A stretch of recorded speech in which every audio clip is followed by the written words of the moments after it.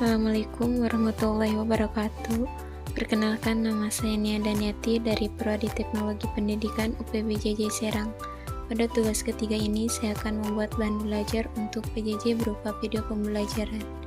Isi materi yang akan saya sampaikan pada video ini adalah kesimpulan materi pembelajaran yang telah saya pelajari dari buku modul pembelajaran TPEN 4311 Teknologi Pendidikan dalam Pendidikan Jarak Jauh. Di sini terdapat pengantar dan tinjauan mata kuliah materi TPEN 4311. Yang pertama, pengantar teknologi pendidikan. Yang kedua, pendidikan jarak jauh. Yang ketiga, tujuan mata kuliah. Yang keempat, materi pokok. Yang kelima, keterkaitan antara bidang. Yang kelima, implementasi teknologi. Yang ketujuh, tantangan dan peluang. Yang kedelapan, penutup.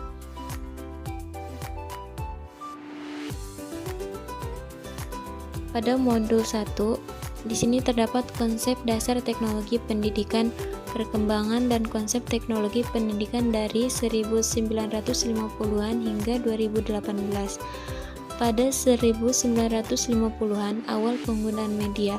Pada tahun 1950-an, teknologi pendidikan mulai berkembang dengan penggunaan media sederhana seperti cetak, radio, dan audio visual untuk mendukung proses belajar mengajar.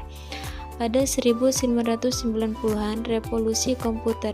Memasuki tahun 1990-an, terjadi perkembangan signifikan dengan penggunaan komputer untuk pembelajaran interaktif serta kemunculan teknologi komunikasi yang lebih canggih. Pada tahun 1963 sampai 2018, pergeseran konsep dasar teknologi pendidikan mengalami pergeseran yang signifikan dari tahun 1963 sampai 2018, dipengaruhi oleh kemajuan teknologi dan pemasaran produk yang berkembang. Terakhir, 1970-an, perubahan istilah. Pada awal 1970-an, istilah teknologi pembelajaran mulai berubah menjadi teknologi pendidikan, mencerminkan evolusi dalam pemahaman dan penerapan teknologi dalam pendidikan. Pada modul kedua, teori pendidikan jarak jauh. Teori pendidikan jarak jauh. Terdapat konsep dasar dan ciri pokok terdapat 12. Yang pertama, konsep dasar pendidikan jarak jauh. Yang kedua, ciri pokok PJJ. Yang ketiga, kemajuan teknologi. Yang keempat, aksesibilitas. Yang kelima, media beragam. Yang keenam, kesempatan belajar di mana saja. Yang ketujuh, teori kemandirian. Yang kedelapan, teori industrialisasi pembelajaran. Yang kesembilan, teori interaksi. Yang kesepuluh, teori belajar orang dewasa. Yang kesebelas, teori sintesa. Yang kedua belas, teori ekuivalensi. Pada modul ketiga, di sini terdapat alasan dan hambatan pendidikan jarak jauh. Menjelajahi kebutuhan dan tantangan dalam pendidikan jarak jauh terdapat 4. Yang pertama, alasan utama diperlukan PJJ. Yang kedua, faktor pendorong PJJ. Yang ketiga, keterbatasan PJJ. Yang keempat, hambatan PJJ. Pada modul keempat, variasi dan terminologi dalam PJJ. Berbagai variasi praktik penting dalam pendidikan jarak jauh. Pada kegiatan belajar 1, terdapat variasi pendekatan pembelajaran pada pendidikan jarak jauh, termasuk terminologi seperti online learning, electronic learning, celebrity learning, dan virtual learning yang mencerminkan pendekatan pembelajaran yang berbeda dalam PJJ.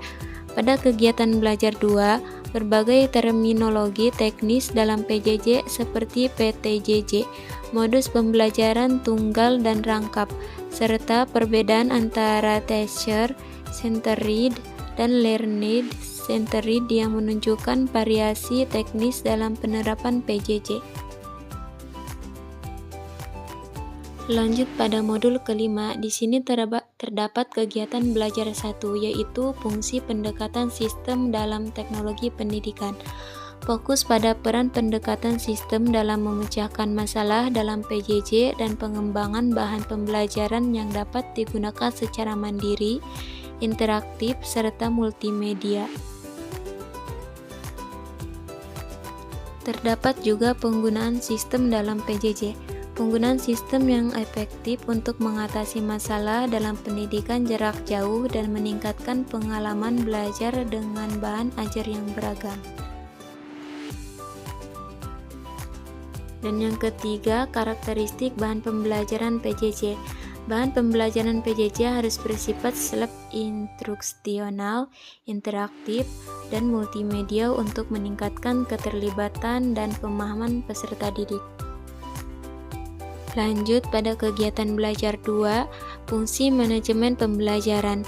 Manajemen pembelajaran dalam PJJ berfokus pada peserta didik dengan memanfaatkan sumber belajar yang luas dan teknologi yang sesuai. Terdapat juga prioritas dalam manajemen PJJ. Pentingnya manajemen yang berprioritas pada peserta didik untuk menciptakan lingkungan belajar yang inklusif dan efektif dalam pendidikan jarak jauh. Terdapat juga teknologi tepat guna dalam PJJ. Penggunaan teknologi yang tepat guna untuk mendukung proses pembelajaran dan memfasilitasi aksesibilitas bagi semua peserta didik. Pada modul 6, penelitian dan penggunaan media dalam PJJ. Penggunaan teknologi pendidikan dan penelitian dalam pendidikan jarak jauh terdapat penggunaan teknologi pendidikan, pentingnya media dalam PJJ, hasil belajar online, desain pembelajaran yang sistematis. Pada modul 7, ada aplikasi teknologi dan model peluncuran PJJ. Terdapat kualitas, kuantitas, dan relevansi serta sistem peluncuran.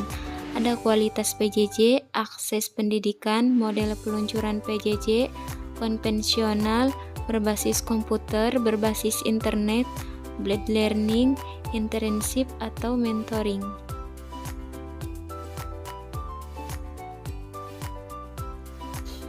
Pada modul ke-8 dan modul ke-9, pengalaman PJJ di negara berkembang dan maju. Memahami pendekatan dan metode pembelajaran jarak jauh. Yang pertama, pengalaman PJJ di negara berkembang.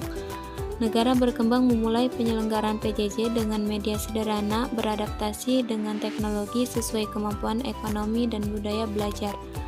Yang kedua, pengalaman PJJ di negara maju. Negara maju mengadopsi teknologi pendidikan dengan cepat, memanfaatkan multimedia dan internet untuk meningkatkan akses layanan PJJ. Yang ketiga, desain pembelajaran untuk PJJ. Desain pembelajaran yang sistematik dan sistemik sangat penting agar bahan pembelajaran PJJ dapat disampaikan secara efektif dan efisien. Yang keempat, penelitian hasil belajar dalam PJJ.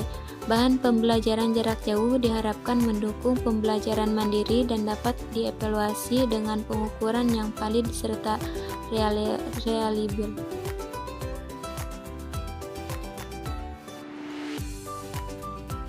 Pada modul ke-10, 11, dan 12, manajemen struktur dan masa depan PJJ. Pendekatan terintegrasi dalam pembelajaran jarak jauh dan teknologi pendidikan. Pada modul ke-10, di sini membahas tentang manajemen pembelajaran PJJ. Yang terdapat dalam kegiatan belajar 1 yaitu sistem manajemen pembelajaran PJJ, dan kegiatan belajar 2 yaitu biaya pendidikan jarak jauh.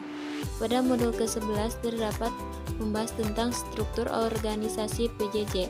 Pada kegiatan belajar 1 yaitu terdapat perencanaan awal PJJ, dan pada kegiatan belajar 2 terdapat struktur organisasi PJJ.